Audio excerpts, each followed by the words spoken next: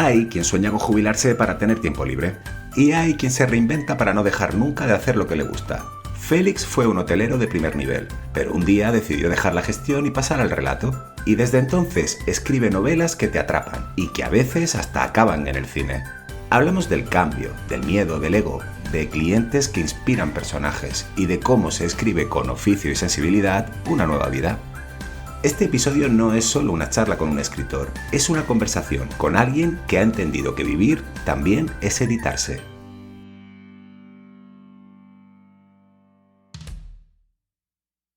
Espera. Antes de empezar, quiero decirte algo.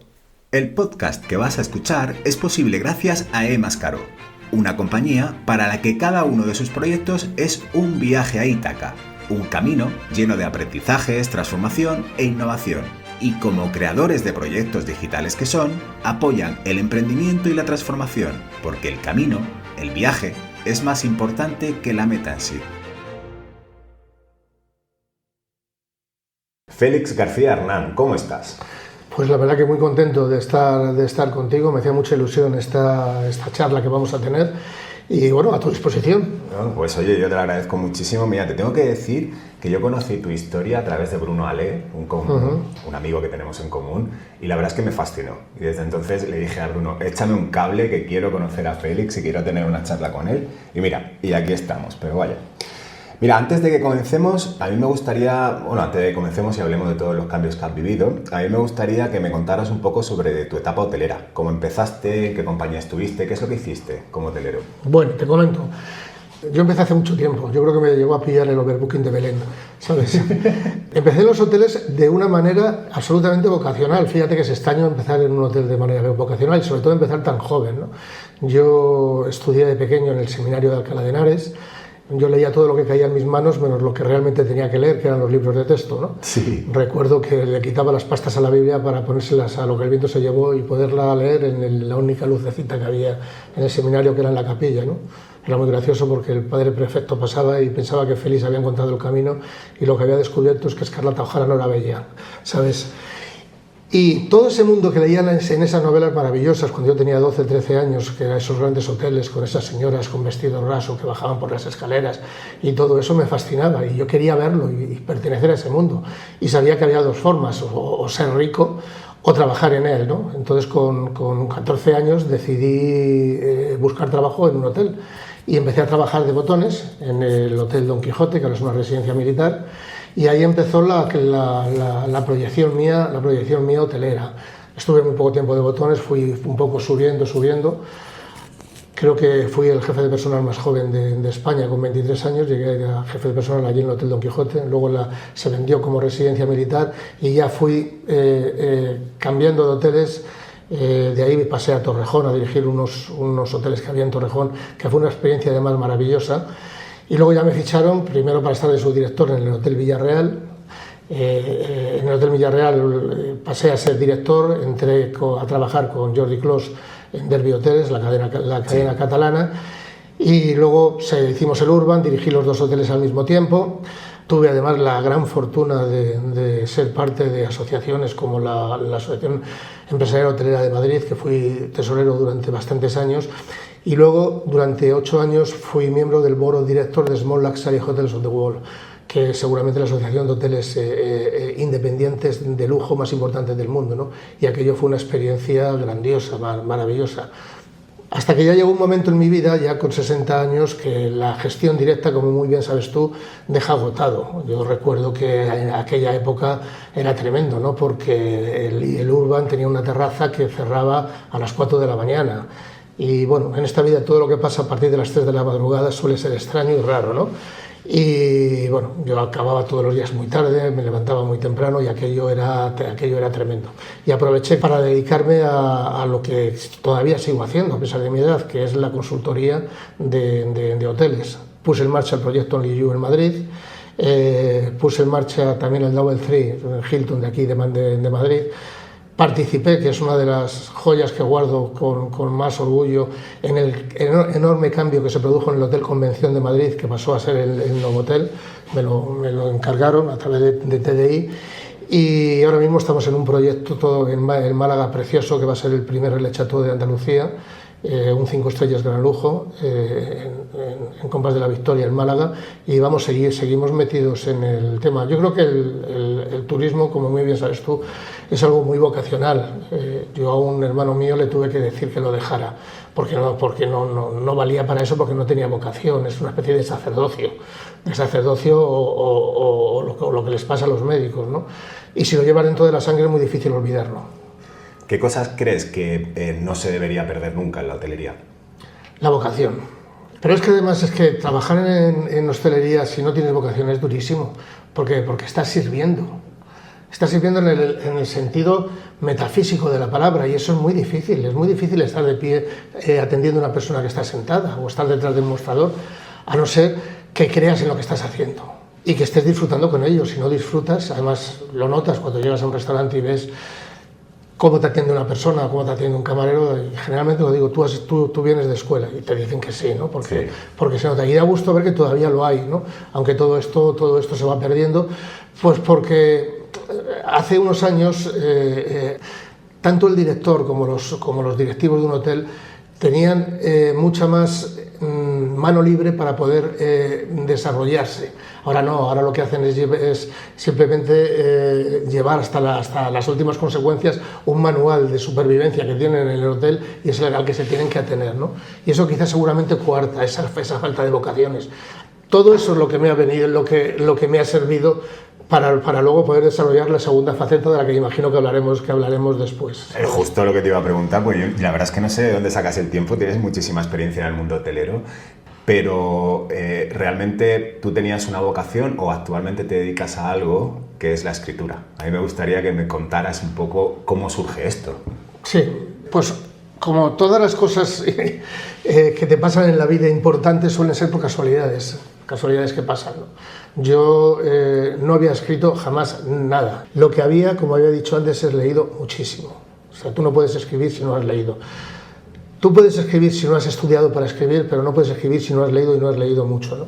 Y en este impasse que te estaba comentando de cuando dejé directamente la gestión de los hoteles y me dediqué a la consultoría, yo tenía una historia que la quería plasmar sobre papel, una historia que no tenía nada que ver, pero absolutamente nada que ver con mi trabajo, con los hoteles, que lo normal es que un director de hotel se ponga a escribir y escriba una novela sobre hoteles. Esto es lo normal, lo que te pide el cuerpo, pero no.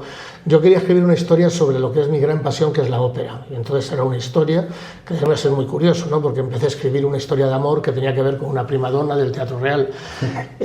Yo creo que los personajes, al poco tiempo de empezar a escribirlo, se pusieron de acuerdo por la noche y dijeron, este no sabe lo que está haciendo, y la novela va a ser lo que digamos nosotros. Y aquella historia de amor devino en un thriller, lo dicen los lectores, frenético. Cuando levanté la cabeza del ordenador llevaba escritas 100.000 palabras, ¿no? Y bueno, lo primero que hice fue pasárselas a mi mujer para que le echara un vistazo. Yo pensé que aquello no valía nada y bueno, mi mujer vi que sacrificaba su siesta de las vacaciones para seguir leyendo, y a los 2 días pues dijo la frase que me cambió la vida: esto no lo has escrito tú. A raíz de ese momento la novela gustó y empecé a alternar esta actividad con la otra mía. Muy bien. ¿Qué novela fue esta? ¿Cuál fue la primera? La primera novela es Tras el telón. Es una novela que autopubliqué. Todos empezamos autopublicando. El mundo editorial es un mundo complicadísimo, es muy difícil acceder a él. Y yo lo entiendo, porque todos tenemos una novela y todos la escribimos, o el 90% la escribimos. ¿Qué es lo que ocurre? Que las editoriales reciben una cantidad de manuscritos enormes. Entonces, a pesar de todas las influencias que puedas tener, como era mi caso, por todos tantos años en los hoteles, no conseguía que me las leyeran. Como veo que no me la publica nadie, la publico yo, pensando que yo ya, el siguiente paso era irme a Estocolmo a recoger el Nobel, ¿no? Y me di cuenta de lo complicado que era aquello, ¿no? Escribí 2 novelas más que copubliqué más que un editor, con un impresor que estaba enamorado de mis novelas, y entonces íbamos a medias. Las novelas funcionaron pues relativamente bien. Lo que falla es la distribución, lógicamente no la teníamos, ¿no? Hasta que llegó un ejemplar, un manuscrito a Gregory Dolls, que es el editor de Al Revés. Al Revés es una editorial de novela negra, sobre todo muy prestigiosa en este país. la leyó, le gustó muchísimo, se vino a Madrid, me fichó y este ha sido el principio. A partir de ahí pues ya empezaron a irse editando todas. Luego tuve la gran fortuna también, siempre hablo de la suerte, aunque mi personaje, que es el comisario Gallardo, siempre dice que la definición de suerte es el cuidado minucioso de todos los detalles. Bueno, pues esto queda muy bien a nivel literario, pero no es cierto. La suerte es muy importante en toda la vida, ¿no? Y suerte es que un director de cine de la talla de Javier Elorrieta le conozcas un día tomando una copa en no sé qué sitio, le entregues una novela, te la lea, en este caso la Delfines de Plata, y me llame a los 4 o 5 días y me dice: Félix, he leído la novela y vamos a hacer una película de esta novela, y efectivamente se ha hecho, ¿no? Y entonces ya las cosas empiezan a ir un poco rodadas. Una vez que ya metes la cabeza, las cosas van rodadas, pero ojo, no te puedes dormir, o sea, tienes que seguir escribiendo, no puedes decir: he escrito una novela y ahí acaba todo, ¿no? Sino que continuamente, cuando entregas una novela, ya tienes que tener otra medias. Y entras ya en esa dinámica. De todas maneras, yo creo que la pasión que hablabas antes con los hoteles se te da también con el tema de la literatura, me parece a mí, ¿verdad? Pero bueno, luego te preguntaré, por cierto, sobre Delfines de Plata, que se ha hecho la película, pero me ha gustado mucho, me ha llamado la atención cuando hablabas de Tras el telón, estos personajes que se revelaron, ¿no? Y a mí me gustaría saber si hay paralelismos entre dirigir personas y construir personajes. Bueno, yo creo que si estás dirigiendo personas, las estás construyendo. Para mí lo más importante a la hora de dirigir un equipo es que el equipo te siga. Y eso se va construyendo día a día sin parar. Yo recuerdo que en los back office míos de mis hoteles siempre había un letrero que decía que solo somos lo que nuestros clientes piensan que somos, ¿no? Es un poco el aforismo aquel de Ortega, ¿no? De somos nosotros y nuestra circunstancia, ¿no? Y es cierto, ¿no? Y yo les explicaba además cuando empezaban a trabajar y que siempre se pusieran en la piel del cliente, y es todo como una especie de novela, ¿no? Ponte en la piel del cliente, ¿qué es lo que el cliente necesita? No puedes hablar igual a un señor que acaba de llegar de Seattle en avión, que ha llegado a España, a Madrid, y ha tenido que estar esperando una hora a que le traigan el equipaje, que no ha dormido y que llega a las 9:30 de la mañana y le tienes que decir que no hay habitación todavía. O sea, te tienes que saltar el mostrador y ponerte en su piel. Estás construyendo una historia, estás construyendo un relato. En hostelería lo que estamos haciendo es construir un relato en cada momento. O sea, de hecho, lo más importante para triunfar en un hotel son esos 10 primeros minutos que el cliente pasa en el hotel, en el que empiezan, que ve que le han recibido muy bien, que han sido muy atentos con él, que la habitación tiene una serie de detalles que no tienes en otro lado y demás. Y esa construcción del relato es lo que te va a hacer triunfar, porque al final una cama es una cama. Y un cuarto de baño es un cuarto de baño. Si la cama normalmente está igual de limpia en un 2 estrellas que en un 5 estrellas gran lujo, y el cuarto de baño está igual de limpio en los dos sitios. Si hay gente que está dispuesta a pagar la diferencia entre 100 euros y 500 euros, es por ese relato que estás construyendo. Me encanta el cómo has combinado, ¿no? Cómo crear esas historias, es cómo hacer la experiencia en realidad, pero bueno. Mira, una de las primeras cosas que a mí se me vino a la cabeza cuando Bruno me contó tu historia era que, bueno, ¿y qué fue lo que le impulsó a dar el cambio? Yo estaba dirigiendo el Urban y el Villarreal, hubo un cambio generacional en la dirección de la compañía, y yo entiendo que a todos nos llega nuestro final. Todos tenemos un principio y tenemos un final, y yo vi que ese final ya había llegado, que esa época ya había pasado. Y además hay que entenderlo, el mundo es de la gente joven, tienen nuevas ideas, tienen nuevas ilusiones, y ahí me di cuenta que me tenía que reinventar y tenía que tener algo preparado para sentirme feliz conmigo mismo, que es lo que he hecho siempre, sentirme a gusto conmigo mismo, ¿no? Y tuve la suerte de que funcionó el tema de la escritura, pero ese no era el único plan, había un plan B. De hecho, lo tengo grabado, que es la maqueta de un programa de radio especializado en musicales. ¿Sí? Además, una maqueta que la vieron y que incluso están viendo la posibilidad de musicales, que es otra de mis pasiones, ¿no? Los musicales. No solo ópera. No solo ópera, bueno, sí, musicales. Yo iba a Londres exclusivamente para ver musicales y demás. y posiblemente tengo la colección discográfica de musicales más importante que hay en este país. Debo de tener del orden de los 3.000 musicales. Puedo tener 20 grabaciones diferentes de Los Miserables o 15 del Fantasma de la Ópera. O sea, volviendo al fondo de tu pregunta, tienes que estar siempre preparado para hacer algo y tienes que tener claro que lo importante en la vida eres tú y sentirte a gusto contigo mismo. Y que cuando te levantes por la mañana tienes que entender que tienes que vivir ese día como si fuera el último de tu vida. Pero si no vivo así cada momento, entraré en la peor dinámica que puede tener el ser humano, que es la rutina. Que muchos la confunden con la felicidad sin darse cuenta que la rutina es el sucedáneo de la felicidad, ¿sabes? Lo que tienes que hacer es descubrir cosas diferentes y que esa capacidad de asombro no se te acabe nunca. Si no tienes esa capacidad de asombro, no te vas a poder reinventar, porque todo se va a convertir en rutina. Wow. En estos momentos de cambio, ¿tú qué crees que es más difícil? ¿Dejar lo que uno tiene, hablando de esta parte también incluso de rutina, o empezar de cero? Hubo un anuncio de televisión que decía algo que me lo apropié, entre otras cosas porque la poesía no tiene dueños de quien la necesita. Y es que el éxito es solo un dulce recuerdo. El éxito no existe, el éxito solamente sirve para el día siguiente. Qué bonito lo que he hecho. Y ahí acaba. En el momento que te acomodas en ese éxito es cuando ya has fracasado. Entonces, yo cuando llegó el momento que tuve que cambiar, en ningún momento me entró melancolía. Joder, Félix, que eres miembro del board director de Small, que diriges el Urban, que diriges el Villarreal, que estás, que tal y que cual. ¿Y ahora qué pasa? ¿Va a acabar todo esto? ¿Que cómo vas a vivir sin esto? Aquello fue muy bonito mientras duró y pasó. Y pasó.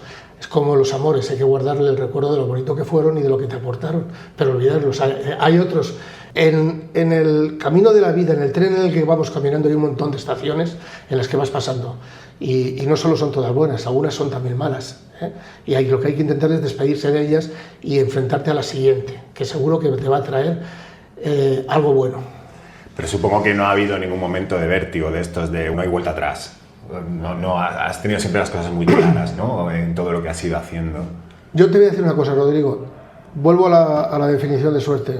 Por lo que sé, he tenido la gran suerte que las decisiones complicadas de mi vida las he tomado sin que me temblase el pulso en ningún momento. Decisiones durísimas, algunas a nivel personal y otras a nivel profesional. No me tembló nunca el pulso. Sabía que era lo que tenía que hacer y que si salía mal, bueno, Félix, lo has intentado. Entonces, nunca he tenido vértigo. Lo que tenga que pasar, que lo que tenga que venir, que venga. O bien he tenido la suerte de que todo se ha encaminado, o he trabajado para que eso se encaminara bien, ¿sabes? O sea, escribir una novela parece una cosa sencilla, ¿no? Pero escribir una novela es estar 4 meses escribiendo un manuscrito en el que no vives porque estás solamente pendiente de ese manuscrito. El tiempo anterior, que es a lo mejor 1 o 2 años en el que la novela está bullendo en tu imaginación, pero que todavía no has empezado a escribir, terminas la novela, luego la novela te tienes que dedicar otros 6 meses a corregirla, te la tienes que pasar para que la lean, o sea, es todo un proceso complejo, o sea, no es, y tienes que tener mucha fuerza de voluntad y creer en lo que estás haciendo. El día que dejas de creer en lo que estás haciendo es cuando ya no... Muy bien. Todo lo que me estás contando en tu vida ha habido mucho cambio, ha habido, digamos, muchas variaciones. A mí me gustaría saber cómo has ido afrontando todos estos cambios. Bueno, para mí, vamos a ver, de entrada, el ser humano los cambios los acoge siempre con prevención, porque un cambio implica salirte de tu zona de confort y hacer algo nuevo, ¿no? Imagínate lo que fue en los años 80, yo entonces estaba en el Hotel Mindanao, y teníamos que cerrar, cuando hacíamos el cierre por la noche, yo era recepcionista de noche, tenías que dedicar 5 horas a ir sumando las cuentas, sí. Lo que habías cobrado el día anterior, restándolo. Si habías hecho algo más, tenías que volver a empezar. De buenas a primeras aparece algo nuevo, que se llama ordenadores, y te lo ponen, y el recepcionista de noche lo único que tenía que decir era cierra de noche S/N y dar a la S. Bien, todo eso que parece tan maravilloso, el oficial de la plaza, que estaba de recepcionista de noche, cuando lo vio, dice esto es un invento de vosotros los jóvenes y esto va a fracasar dentro de 2 días porque ¿qué pasa si se va la luz? O sea, esa amplitud de mente y de coger lo bueno que te va a dar, porque cuidado, el progreso tiene cosas malas, pero tiene cosas muy, muy, muy buenas. Y la vida va avanzando a una velocidad enorme en todos los sentidos, ¿no? No solamente a nivel tecnológico, sino a nivel de pensamiento, a nivel incluso filosófico. O sea, cosas que hace 10 años eran entendibles, ahora ya no se entienden. Y tienes que pensar que te tienes que adaptar a ellos. Tienes que tener la mente, no importa que tengas el cuerpo de un señor de 70 años y la mente es de 30, ¿sabes? Y entender que además te pueden aportar algo. Ahora, en base a la experiencia, tu experiencia y todo lo que has vivido, también das charlas y en alguna de tus charlas hablas de la magia de la reinvención profesional. A mí me gustaría saber dónde reside esta magia, si es la libertad, el riesgo, la autenticidad, ¿dónde es? En la libertad, es decir, voy a hacer lo que quiero, que yo creo que es el don más importante que tiene el ser humano, que es la libertad, la libertad de elegir. Por eso somos testigos de que pueblos enteros que han sacrificado su libertad por su seguridad, al final han acabado perdiendo las dos cosas, ¿sabes? Entonces esa magia reside precisamente en la libertad, en pensar que lo que estás haciendo lo estás haciendo porque quieres, creer en ti mismo. Estás bordando la soberbia cuando crees en ti mismo, cuidado, la estás bordando, tienes que saber siempre hacer un examen de conciencia y decir, ojo lo que eres, que al fin y al cabo eres solamente un punto en el universo y no eres nada más. Y vuelvo otra vez a repetir que eres lo que los demás piensan que eres, no eres ninguna otra cosa. Yo a nivel literario soy lo que mis lectores piensan que soy, o mis reseñistas, o las personas que me leen, no puedo ser otra cosa. Pero esa magia de la reinvención está basada en la creencia en ti mismo y en tu libertad de elegir. Y en sacrificio, claro. Es decir, porque lo fácil es acomodarse. Bueno, vale, esto se ha acabado, Félix, tienes 55 años, has ahorrado un dinero, tienes una casa, vas a tener ahora un paro, vas a tener ahora a lo mejor poder hacer algunas cosillas y dejar que la vida se vaya abandonando como una ola cuando muere al final en la playa y ahí acaba. No, yo quiero romper contra el rompeolas y morir rompiendo. Muy bien. ¿Qué aprendiste como directivo que ahora te sirve como escritor? Bueno, lo primero, tuve la enorme fortuna de estar en un trabajo en el que cuando abría las persianas por la mañana me encontraba con 200 historias diferentes de 200 clientes y con 100 historias diferentes que eran de 100 empleados, de 100 compañeros, de 100 empleados. Entonces yo tenía 300 historias que se han ido almacenando en el disco duro de aquí, de la cabeza, continuamente. En mis novelas, voy por la 7ª, solo hay una novela que habla de hoteles, que es Delfines de Plata, que es la que se ha llevado al cine. Pero cuando me dicen, bueno, es que ¿de dónde sacas todas esas historias? Si yo no necesito sacarlas, si están ahí.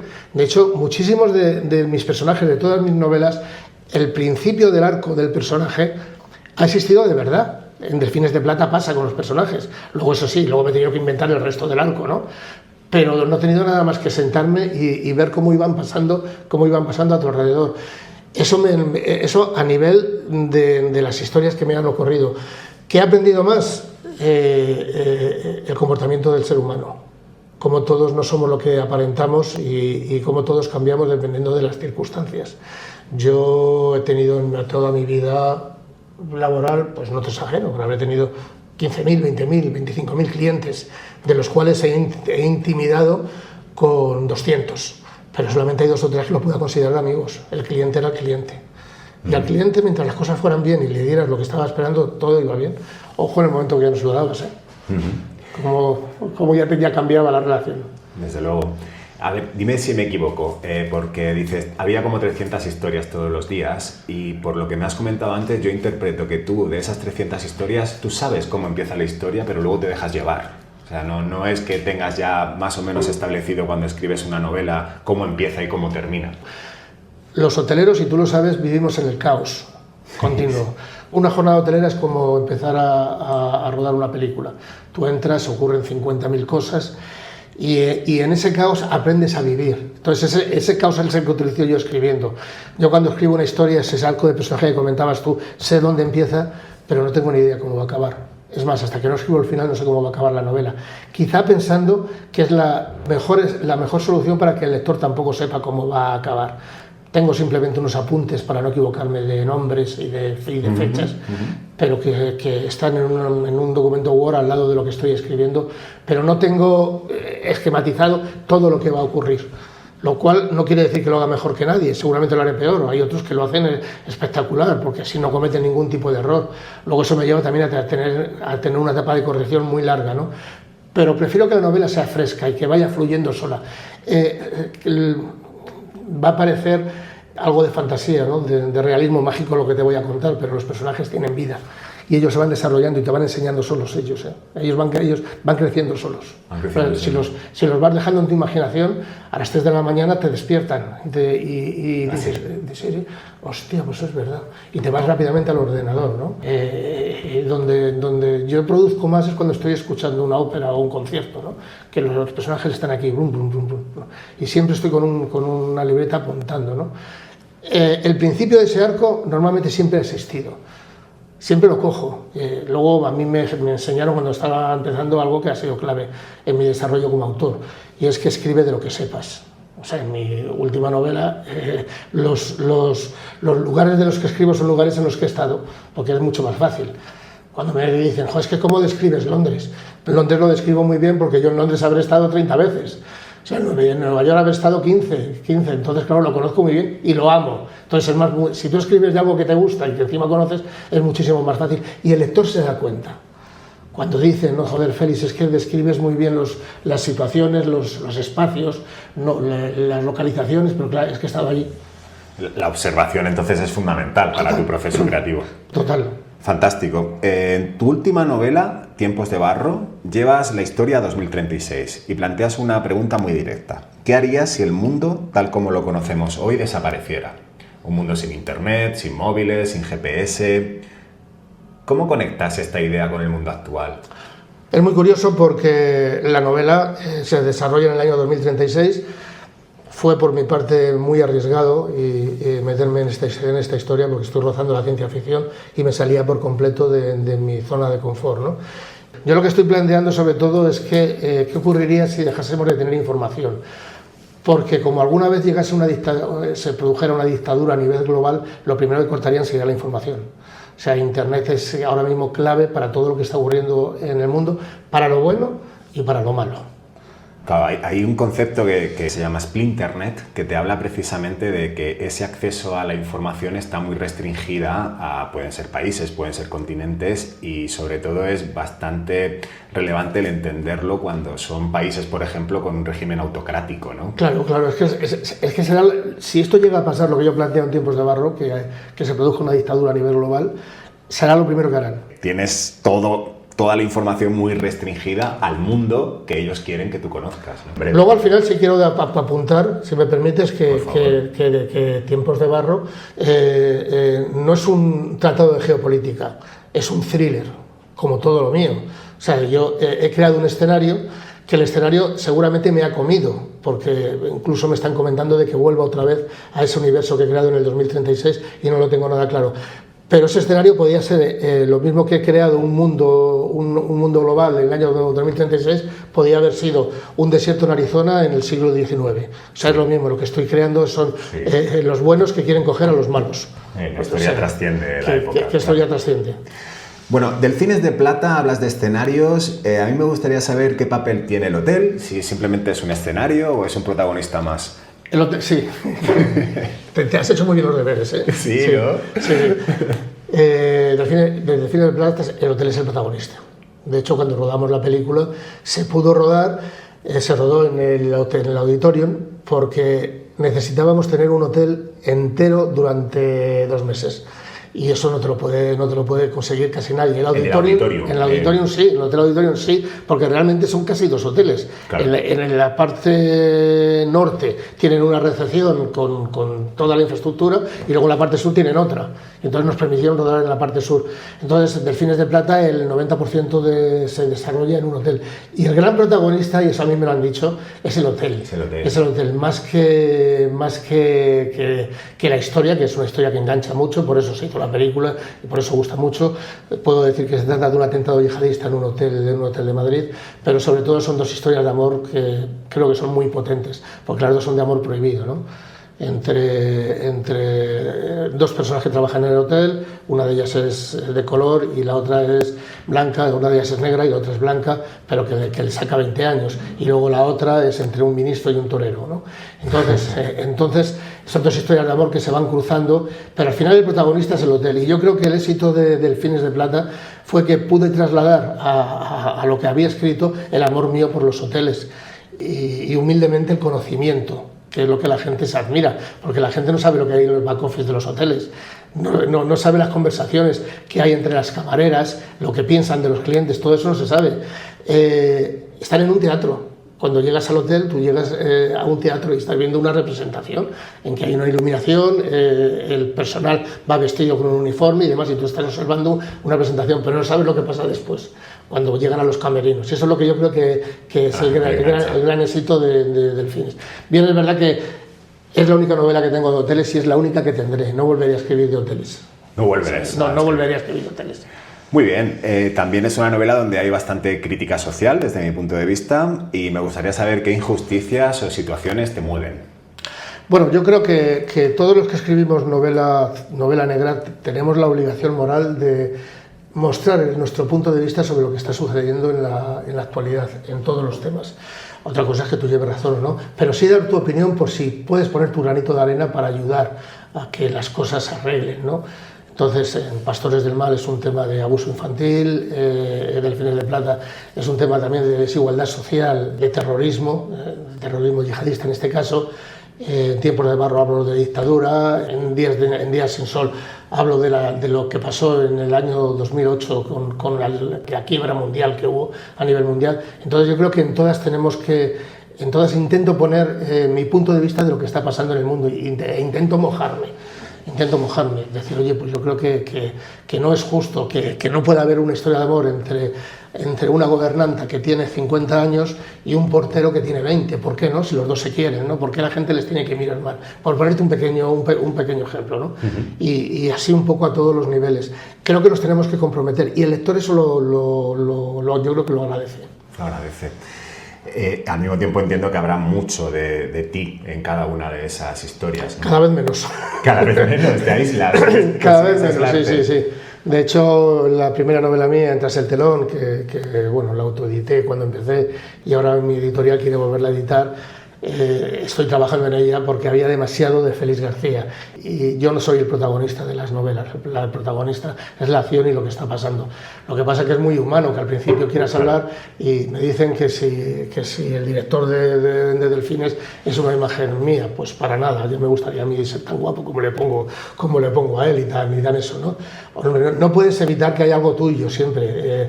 Cuando estás escribiendo una novela, te estás cortando jirones de tu piel y la estás dejando en la novela. Ya no eres el mismo cuando la has acabado. Incluido el comisario Gallardo, que podría ser que es un personaje que se repite en alguna de tus novelas.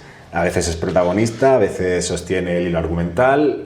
¿Hay algo de ti en él? Que le gusta la ópera. Javier Gallardo es un personaje atípico dentro del panorama de la literatura. Es una persona que físicamente no destaca, que te lo podrías encontrar en el descansillo de tu casa cogiendo el ascensor, porque lo he hecho a propósito así. Es una persona con mucho sentido común, con mucha intuición, pero que no tiene ningún trauma infantil, ni se corta las venas, ni le pasa ninguna cosa extraña. Entre otras cosas porque yo no quiero que mis personajes sean los protagonistas, o sea, mis investigadores sean los protagonistas de mis novelas. Para mí lo más importante es el procedimental. De hecho, en todas mis novelas, en la página 2, tú ya sabes quién es el malo.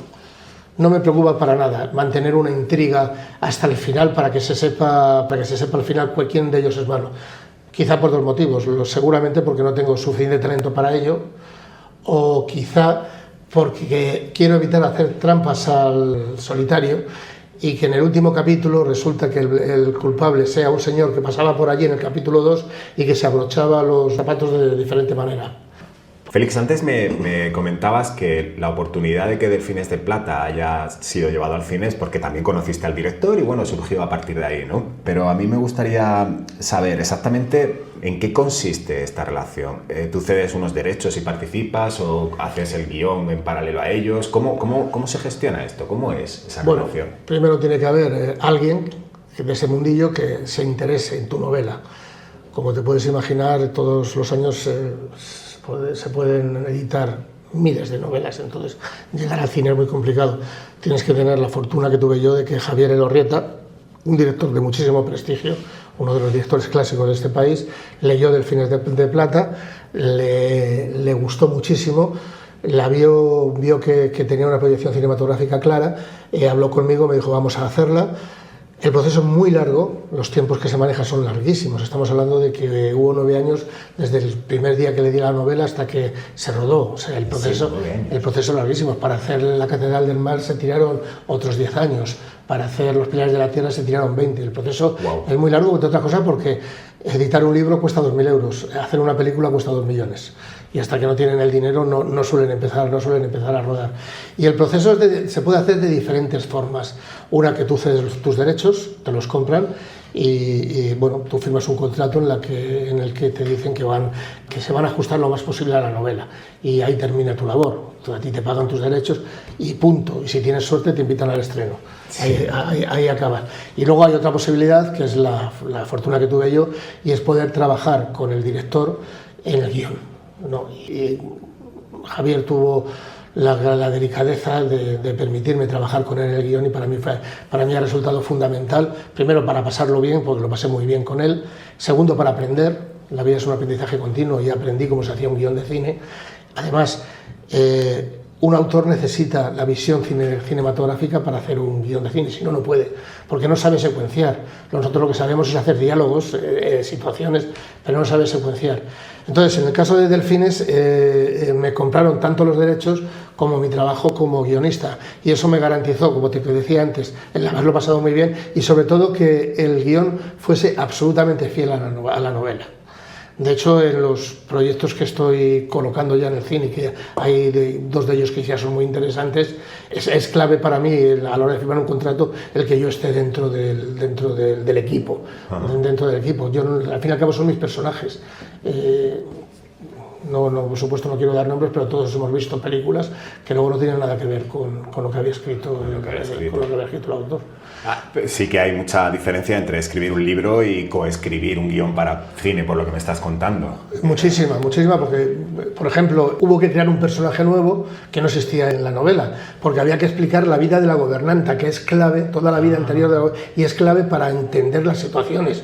Entonces hubo que crear un personaje nuevo, que fue además Manuel Galeana, el actor, para que tuviese una conversación con la gobernanta en la que hablaba de su vida. Qué bueno. O sea, entonces sin la visión del cineasta no puedes. Pues yo me puedo permitir el lujo de dedicar 3 páginas al escribir una mirada.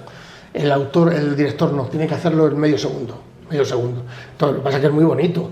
O sea, es una de las experiencias más maravillosas de mi vida, los 3 meses que pasé con Javier Elorrieta escribiendo el guión, que lo escribíamos en mi casa, y que escenificábamos la película, ¿no? Pues ahora tú entras por la puerta y entonces imagínate, porque tienes que verlo, lo que está pasando, para que luego funcione.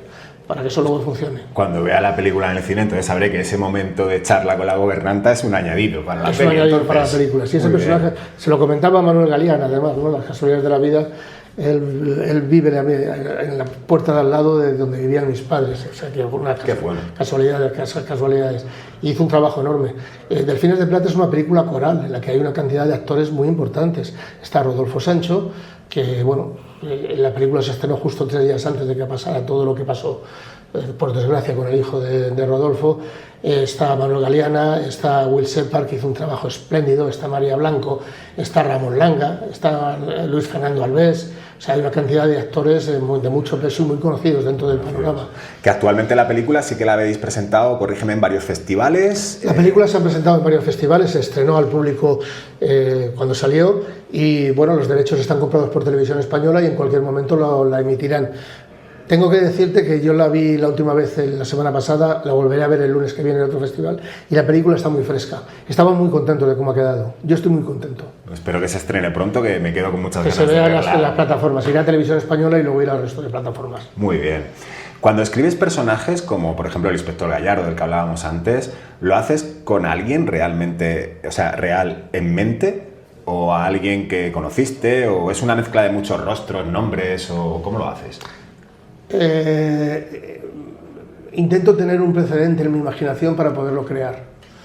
Me es muchísimo más sencillo si yo tengo que definir el carácter de la gobernanta, haber conocido a alguien que fuese como ella, o mezclo diferentes cosas. Al final es la vida la que te lo enseña todo, ¿no?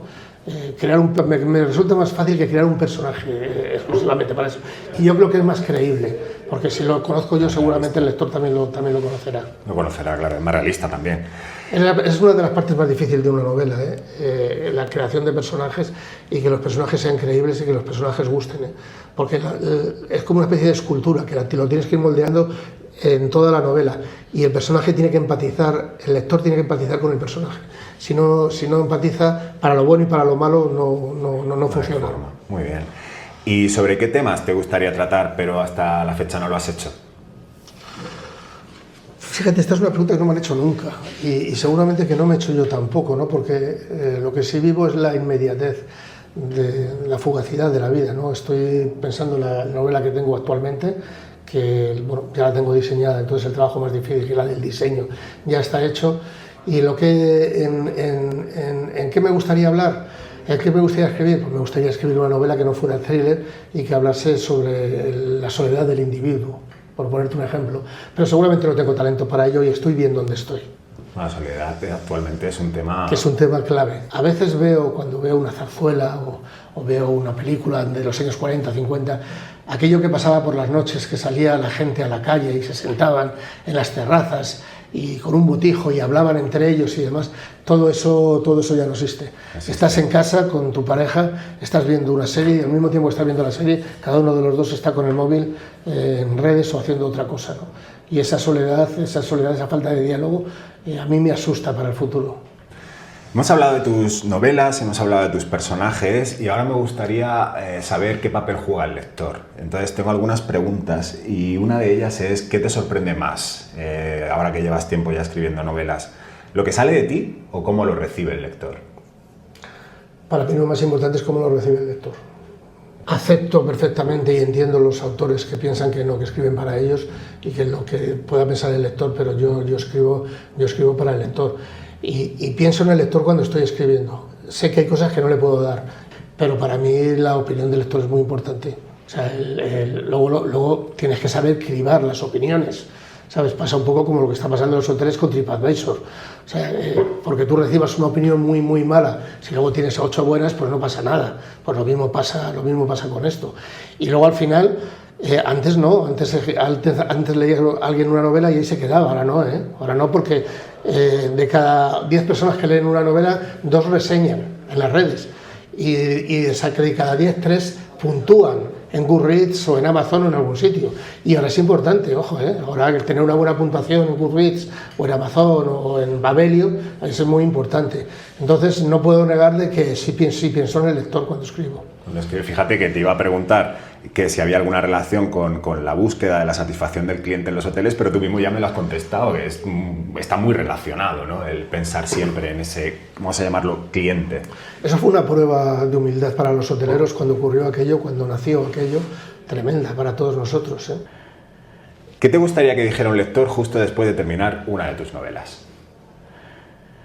Lo que me gustaría es que esa novela quedase en su cabeza, que cuando dentro de 3 años, 4 años, por cualquier motivo se tuviera que acordar, dijera, oye, esto pasó en esta novela que leí de Félix García Hernán. Lo que menos me gustaría es que la novela pasara desapercibida para el lector, que el lector piense en lo que ha leído, que quede en su memoria. De hecho, uno de los motivos por los que escribo es por el legado. En la vida normal nosotros vamos a morir y dentro de 2 generaciones nadie sabrá de nosotros. Esto sí me permite el haber dedicado parte de mi vida a algo que dentro de 3 generaciones seguirá ahí. qué es lo que he escrito, ¿no? Y eso es lo que sí me preocupa. Y es una pregunta además muy incisiva la que estás haciendo. ¿Cuál es la opinión que va a tener de ti? Que quiero remover la conciencia del lector, que diga, oye, que termine de leer y que necesite descansar durante unas horas antes de coger otro libro para digerir lo que ha leído. Pues fíjate que tengo una pregunta que me ha dejado para ti Kepa Apraiz, y precisamente Kepa me decía que le gustaría saber cuál es tu propósito y qué legado te gustaría dejar. Ya me has dado parte de esa contestación, entiendo, ¿verdad? Jamás se rindió. ¿Cómo? Jamás se rindió. Si tuviera que escribir mi epitafio, jamás se rindió. Impossible is nothing, que no quiere decir que nada es imposible, sino que imposible no existe. Y yo creo que sí es el legado que quiero dejar. La creencia en la gente, que crean en sí mismo y que vean que todo lo que quieras, si luchas con suficiente fuerza para ello, lo vas a acabar consiguiendo. Y las 2 o 3 cosas que no he conseguido, si hay alguien arriba, lo ha hecho bien que no las consiguiera. Porque que Dios no te dé todo lo que deseas, ¿sabes?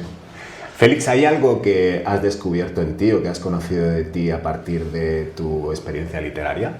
Bueno, todos los días. Y desde luego que cada día estoy aprendiendo algo de mí.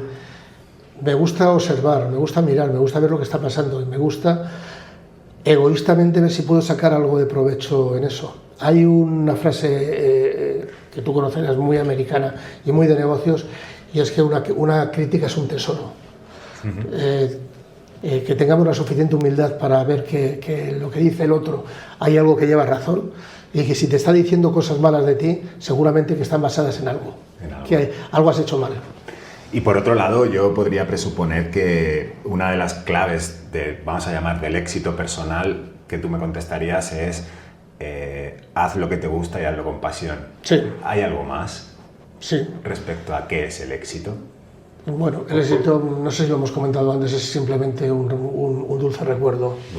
Es un dulce recuerdo. El éxito está muy bonito, lo disfrutas, dices, joder, lo he conseguido, y ahí inmediatamente tienes que empezar a pensar en la siguiente etapa de tu vida.